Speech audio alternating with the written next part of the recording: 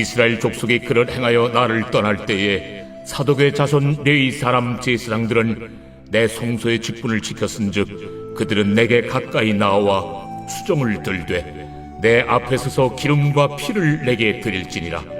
그들이 내 성소에 들어오며 또 내 상에 가까이 나와 내게 수종들어 내가 맡긴 직분을 지키되 그들이 안뜰문에 들어올 때에나 안뜰문과 성전 안에서 수종들 때에는 양털옷을 입지 말고 가는 베옷을 입을 것이니 가는 배 관을 머리에 쓰며 가는 배 바지를 입고 땀이 나게 하는 것으로 허리를 동이지 말 것이며 그들이 바깥들 백성에게로 나아갈 때는 수종들은 옷을 벗어 거룩한 방에 두고 다른 옷을 입을지니 이는 그 옷으로 백성을 거룩하게 할까 함이라.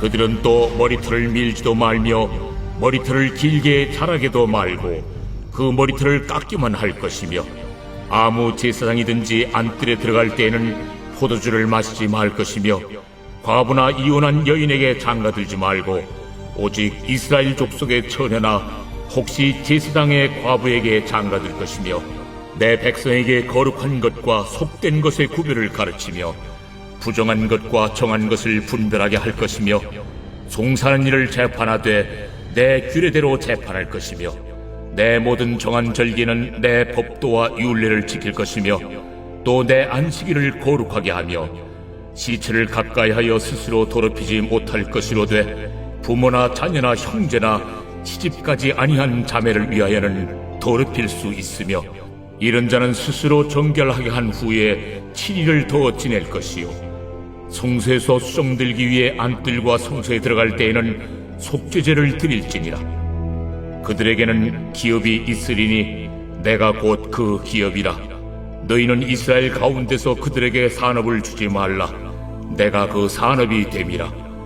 그들은 소제와 속죄제와 속건제의 제물을 먹을지니 이스라엘 중에서 구별하여 드리는 물건을 다 그들에게 돌리며 또 각종 처음 익은 열매와 너희 모든 예물 중에 각종 거제 제물을 다 제사장에게 돌리고 너희가 또 천밀가루를 제사장에게 주어 그들에게 내 집에 복이 내리도록 하게 하라. 새나 가축이 저절로 죽은 것이나 찢겨서 죽은 것은 다 제사장이 먹지 말 것이니라.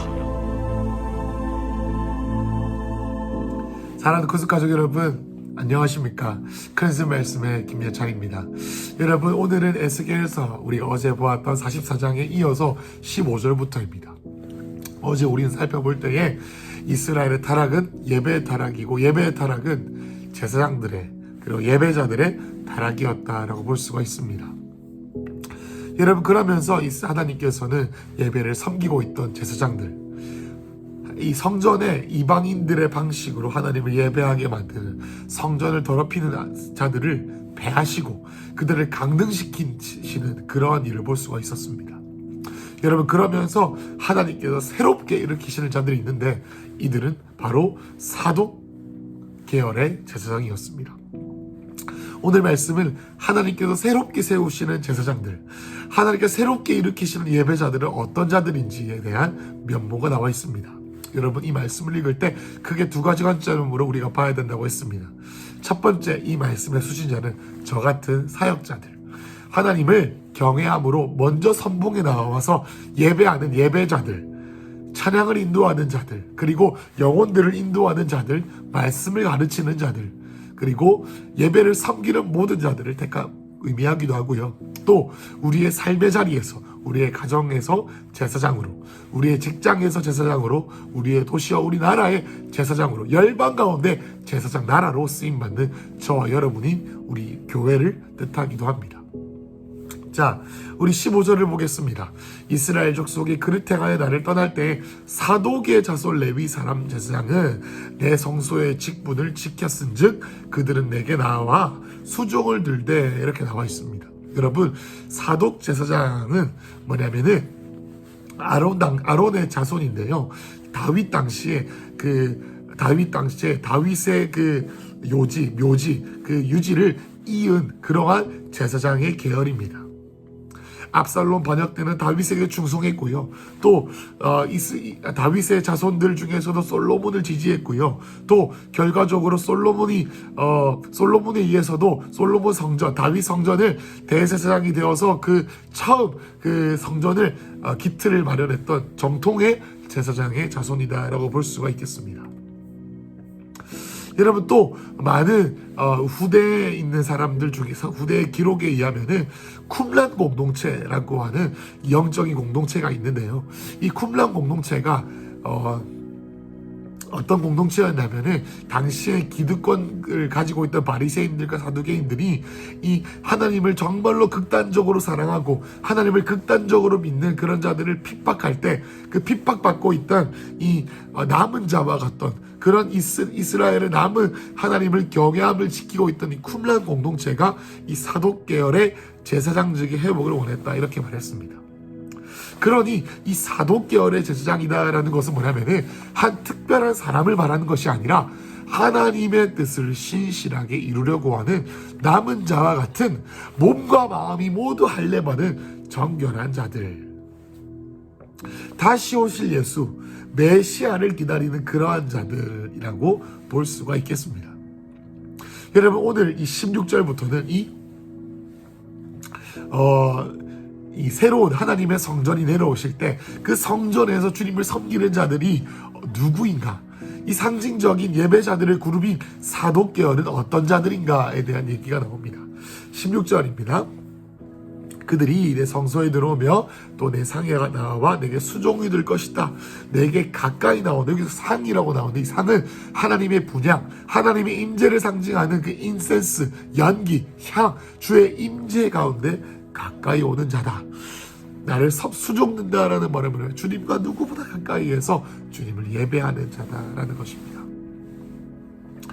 그리고 17절에 보면은 안뜰에 들어올 때나 안뜰 문에나 양털을 입지 말고 가는 베옷을 입어야 되는데 그 이유는 뭐냐, 18절에 땀이 나게 하는 것, 땀이 나게 하지 않기 위함입니다. 자, 땀이 난다. 그리고 어떤 옷을 입었냐, 뭐 이런 얘기는 뭐 어떤 얘기냐면 여러분, 여기서 털옷은 양털옷은 털이 많은 옷, 다시 말해서 땀이 나게 하는 방한복이다, 이렇게 성경에서 주석에서 말하고 있습니다. 여러분, 땀이 많이 나게 하는 옷을 입으면 당연히 땀이 많이 나죠. 그런데 이 땀이 많이 난다는 것은 부정하다라는 뜻입니다. 그러니 이 사독 계열의 제사장들, 하나님께서 세우시는 제사장들은 정결한 옷을 입어야 된다라는 것을 뜻합니다. 여러분, 옷은 무엇을 상징합니까? 우리의 외적인 행위이고 보여지는 외관입니다. 여러분, 하나님을 누구보다 앞에서 섬기는 자들은 영적으로도 육적으로도 그리고 생각으로도 정결하게 자신을 유지해야 합니다. 그리고 또 19절에 보면은 바깥들 백성에게로 나갈 때에는 수종드는 옷을 벗어서 거룩한 방에 두고 다른 옷을 입어야 된다. 그래서 거룩한 하나님을 만나러 갈 때는 어떤 옷을 입어야 됩니까? 거룩한 옷을 입어야 된다라는 것이죠.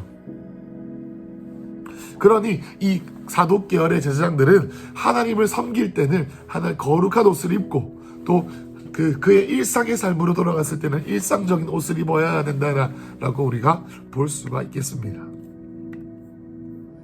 여러분, 이것은 상징적으로 물론 하나님을 섬길 때 그의 옷과 그의 외적인 것들이 말끔해야 된다라는 것으로도 보여줄 수 있겠지만, 이것은 그의 행위, 그의 어떤 마음과 그의 행위에서 오는 정결함을 비유적으로 표현한다라고 볼 수가 있겠습니다. 20절에 보면은 털을 밀지도 말며 머리털을 길게 자라기도 말고 머리털을 깎기만 하고, 또 21절에는 포도주를 마시지 말고, 또 22절에 과부나 이혼한 여인에게 장가들지 말고 이스라엘의 족속의 처녀나 과부에게 장가들 것이며 뭐 이런 얘기들이 나오는데, 이것은 삶의 행동거지가 그들의 외형, 그들의 행동거지, 그들의 라이프 스타일이 누구에게나 모델이 되는 정결한 삶을 살아야 한다. 마치 나시린이 머리털을 기르는 것처럼, 그 어떤 특별한 원칙이 있는 것처럼 그에게도 사람들이 볼 때 저 사람은 하나님을 섬기는 사람이야 라고 생각할 수 있도록 하나님을 섬길 때만큼은 정결하게 단정하게 라이프 스타일이 누구에게나 누가 되지 않게 성결하게 있어야 한다라는 것입니다. 그리고 또 아내 선택, 그 결혼 생활에 대한 얘기까지 하면서 결혼 생활, 가정 생활 역시 흠이 없어야 된다라고 말을 하는 것이죠.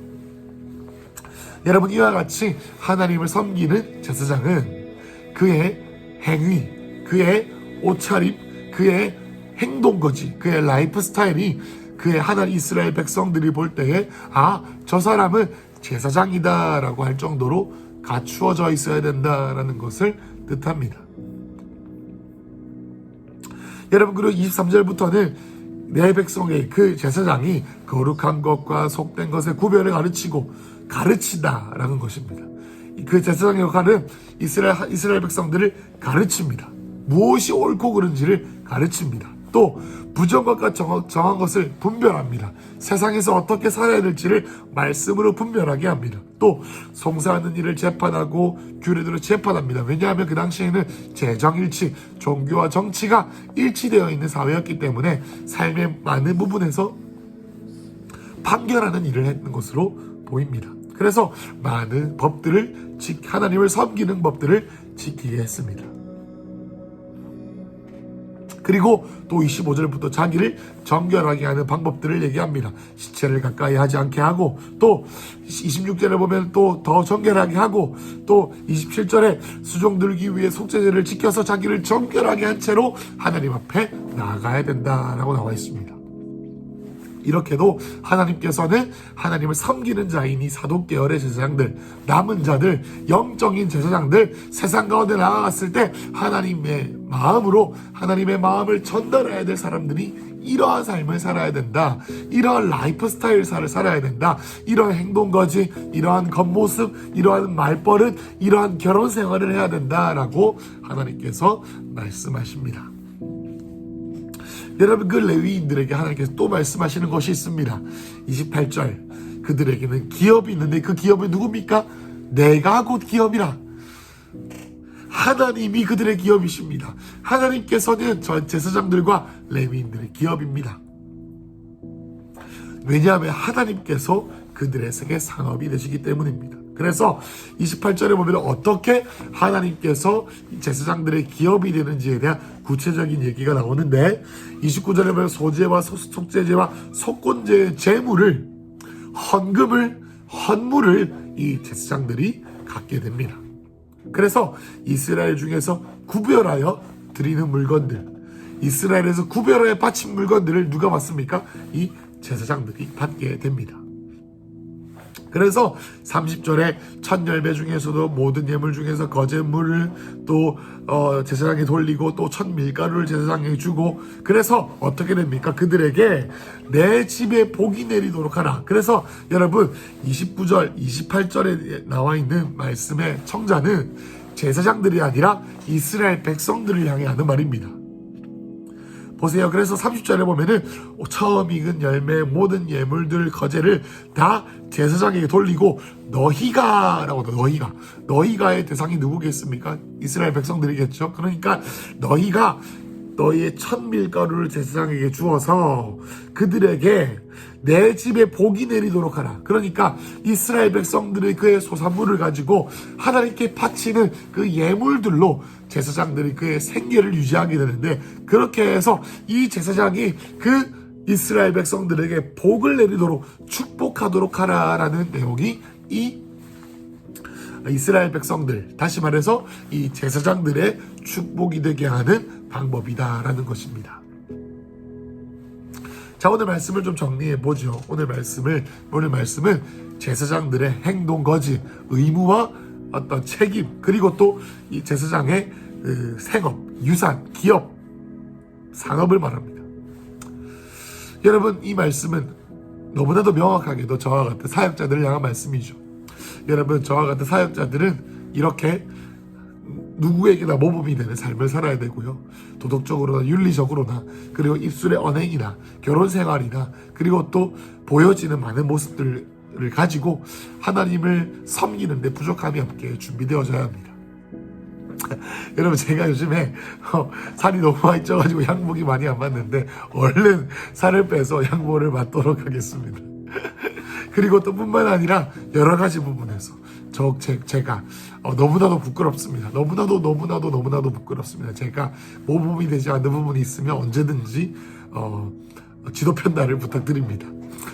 또 우리가 이것을 생각할 때는 우리가 영적인 제사장으로서 세상 가운데 어떤 모습으로 비춰지고 있는지를 생각해야 됩니다. 여러분 바울이 고린도전서에서 이렇게 말했죠. 모든 것이 나에게 가하나 내가 그것을 선택하지 않으면 믿음이 연약한 자들 세상 가운데서 나의 모습을 보고 걸려 넘어지지 않도록 믿음을 저버리지 않도록 하기 위해서 내가 이렇게 한다라고 바울이 말을 했죠. 여러분 이와 같이 우리는 하나님 앞에 정결하게 세상 사람들 앞에서도 정결하게 믿지 않는 자들에게도 정결하게 가정에서나 우리가 어딜 가든지 종교적인 행위로서가 아니라 하나님을 경외하는 마음으로서 우리 자신을 갖추어야 될 줄로 믿습니다. 여러분들 두 번째 뭐죠? 이 제사장의 생업, 제사장의 기업은 하나님이십니다. 여러분 사람들이 헌금을 많이 해야 제사장들이 제사를 많이 들어야 제사장들이 생계를 유지하는 것 맞습니다. 그럼에도 그렇지만 그렇다고 해서 제사장이 그의 생계가 어렵다고 하여 이스라엘 백성들에게 제사를 더 좀 잘 드렸으면 좋겠다 이렇게 말할 수는 없는 것이죠. 무엇입니까? 하나님만이 그 제사장의 도움이시기 때문입니다. 여러분 이와 같이 무슨 말입니까? 저와 여러분 모든 영적인 제사장의 역할을 살아가는 우리의 모든 삶의 도움은 내가 산을 향하여 눈을 들리라. 나의 도움이 어디서 올꼬? 천지 지으신 여호와 나의 하나님 오직 주님께로부터 도움이 온다 라는 우리 마음 깊은 곳에 고백이 우리 가운데 터져나왔으면 좋겠습니다. 주님, 내가 일을 해서 돈을 벌고 그리고 또 내가 헌금도 해야 되고 내가 그리고 또 주님도 섬겨야 되고 주의 종도 섬겨야 되고 또 교회도 섬겨야 되고 영혼들을 섬겨야 되고 여러분 내가 자녀도 교육해야 되고 또 여러 가지 돈도 많고 부모님도 또 섬겨드려야 되고 여러 가지 제가 용돈도 써야 되고 하나님 아버지 내가 쓸 데가 많지만 하나님 주님이 나의 기업이십니다. 하나님 주님만이 나의 도움이십니다. 하나님 주님만이 나의 도움이시고 공급이십니다 라고 고백하는 마음 깊은 곳에서의 감사와 마음 깊은 곳에서의 그 예배가 오늘 우리 가운데 터져나왔으면 좋겠습니다. 사랑하는 건축가족은 여러분 우리는 예배자입니다. 우리는 제사장입니다. 우리는 하나님께서 이와 같은 데에 촛대를 옮기심을 통하여서 한국교회 수많은 우리의 신앙의 선배들이 바톤을 넘기고 넘김받은 남은 자와 같은 예배자들이요 제사장들입니다. 우리가 어떻게 살아야 되겠습니까?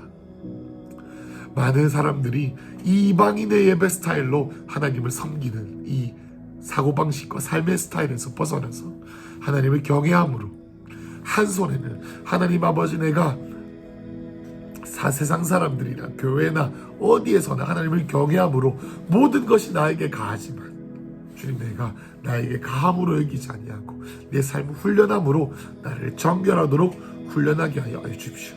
죄는 아니지만 내가 탐닉하고 있는 것, 죄는 아니지만 내가 타협하고 있는 것 주님 내가 끊게 도와주십시오. 또 한 손에는 하나님 주님만이 나의 도움이시니 하나님 오늘 그 주님의 그 손길과 주님의 그 은총이 나의 가운데 빛으로 비추어 주실 때 하나님 자족하며 모든 상황 가운데 자족하는 일체의 비결을 바울에게 허락하셨던 것처럼 나에게도 허락해달라고 그렇게 기도하며 오늘 하루를 예배의 자의 삶으로 사시길 축복합니다.